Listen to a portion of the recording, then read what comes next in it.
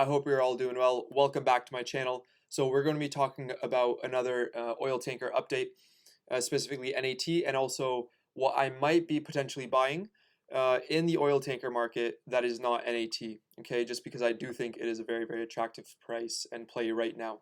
So as we can see, this dark blue line, of course, represents the spot tanker rate, and we can see that during the peak here was due to the pandemic. There was a lack of floating storage, so floating storage rates spiked, and now we're sort of seeing the depression side of that, where the spot market is actually below the 2018 and 2019 levels in the light blue and red right here. Okay, if we look at the actual spot rates, we can see that there was a slight uptick from 44,100 to 4,800 per day per ship for the Suezmax vessels, of course, of which NAT owns 23 vessels. The very large crude carriers, as we can see, has been a slight decrease from um, the previous week to this week, from 13,900 to 12,800, and a slight uptick in the Aframax, which holds 500,000 barrels of crude.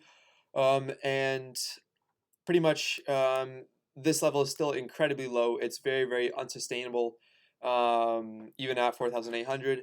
And we finished off the week on NAT lower than what we started. So we started at $3.57, and now we're down 0.84%. Okay.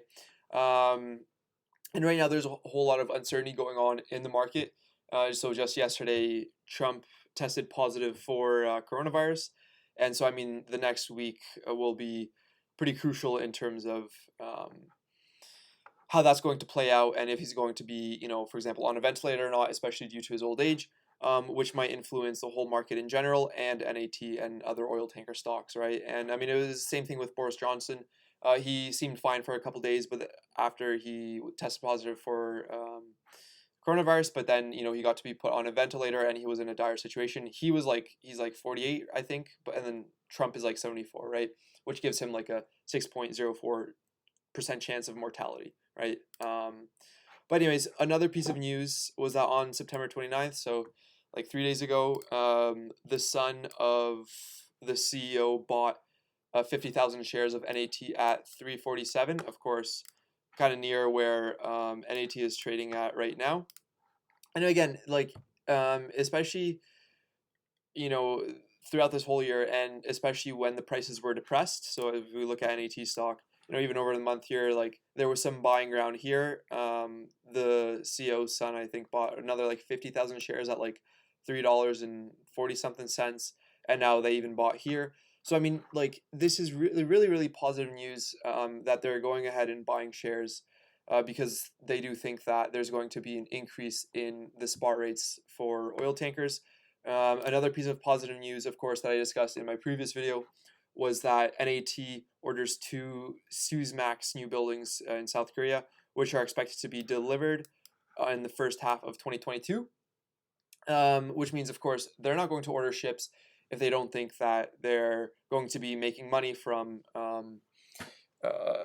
in the oil tanker market after they receive these ships, right? They're not going to be piling on debt because these things are like, $50 million to buy. And then they just receive no money because the spot rates are so low, and they can't get, large scale contracts for more than what it costs to for the upkeep of a ship, which is like they said that like 8,000 per day per ship, right? One chart that I was looking at that I really wanted to present to you guys was this chart right here, and it shows the cyclicality of the oil tanker market, right? As you can see, 2010. So this right here refers to the break-even point, and then anything above that for very large crude carriers, so 2 million barrels of oil per day, Suezmax in the blue here, and Aframax, it shows like this black line right here shows like the break-even point. So anything above that is profits for the company, and anything below that is the ships are losing money. Okay, so as we can see here, this, like in the oil tanker market, you're going on a cyclical market, right? As you can see, there's like a sharp drop here from 2010 to 2011. This persisted a couple of years. Then in 2014, they were on the positive side. They were earning money. 2015, earning a lot of money, especially for VLCCs, but even Suezmax. and for Aframax to a lesser extent.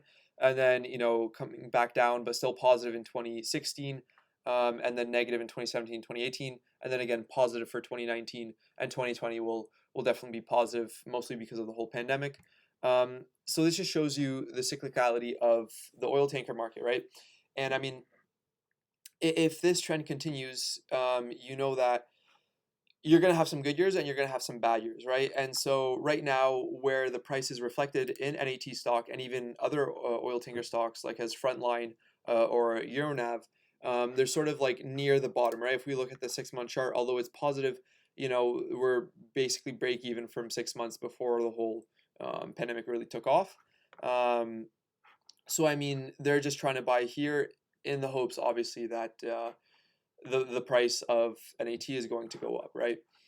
And also, when they averaged all these levels from the previous 10 years, from 2010 to 2019 inclusive, they found that they're actually on the positive side, right? So over the whole decade, average earnings for an MR tanker stood at 12,377, and they said that despite all these costs and like the cyclicality of the market, on average, you did earn, or most tanker companies earned a profit throughout the whole 10 years, right? So, I mean, it is a profitable business model, at least at the moment. I mean, give it maybe 10 years, and when EV takes over the world, maybe that'll be a different story. But I do think that within even the next 10 years, this could be a profitable industry. And because they pay so much of their earnings in dividends, you could receive a lot of dividends for the years to come, especially if you buy in now, right? And so Frontline, I was looking at this tanker stock, and I was actually thinking of putting some money in it. And I was like, since I'm down like 35% on NAT, I was like, okay, maybe I'll just put my average cost lower and buy more shares, because it's sitting at $3.54 right now. But to be fair, I kind of like the prospects of Frontline a little bit more. One, because like since its run up, it's been down by 40%. So and it's not that much more of a hype stock than NAT. And so this sort of reflects more of like the fair value.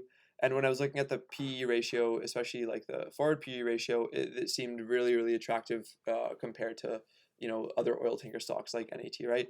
And another big thing was like this dividend yield of like 30%. So pretty much in the second quarter, they paid out 50 cents for their dividend, that's just absolutely insane. As you can see here, they're sort of, it seems like they're reaching a bottom, at least like for the 6-month trend is, it might go lower, but I do think that there is an opportunity here, especially since the market is so cyclical. So you wait, a couple of years, sure, you need basically an iron gut to muster these fluctuations, these like 40%, 50% plus fluctuations in the stock price.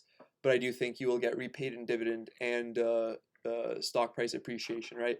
So when we look at some more stats for Frontline, of course, market cap of $1.2 billion, been huge run up, even in the leading to the pandemic, topped out like around $13 and then back down by more than 50% to around $6, and forward dividend of $2 per share, which is just absolutely ridiculous. Who knows what they're going to be paying next quarter? They don't say that yet, but I am thinking that if I do buy another tanker stock, it might be Frontline, right?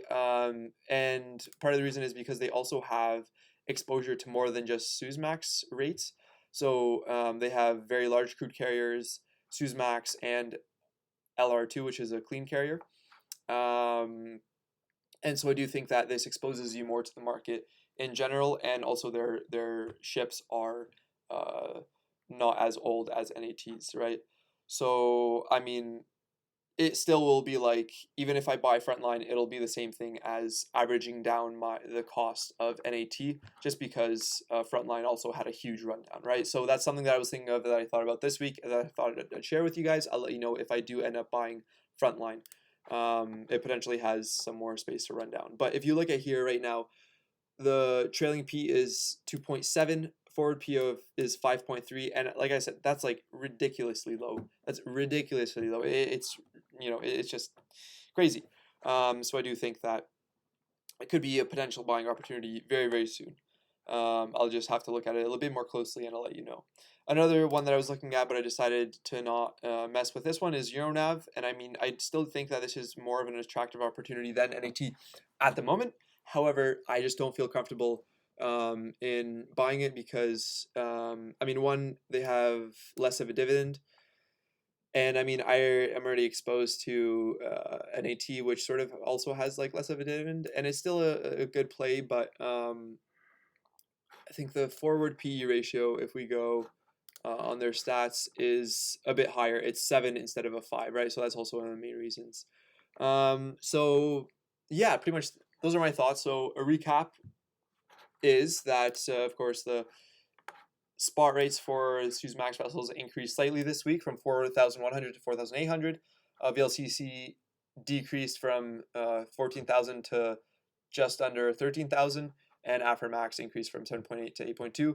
And due to the cyclicality of the market and just some positive news from the board of directors buying up shares at around the same price that NAT is at right now in the tanker market in general, because as one tanker decreases in stock price, other tankers generally follow suit. So I mean, this is positive news, and that they're announcing orders of 2 more Suezmax tankers. It just goes to show that maybe we're in a cyclical cycle where we're sort of on the downtrend, but give it 1 or 2 years and a couple of years, and it will specifically uptrend, just as this graph is showing right here. All you need is basically an iron gut to withstand these things, and that I am looking at Frontline Tankers or Frontline Limited to get more of an exposure and reduce my dollar cost average of my NAT purchase if I were to buy shares of oil tankers in the future. And I will let you know when I do that. But yeah, if you enjoyed this video, please give it a like and subscribe if you're new. And I hope you guys have a fantastic weekend.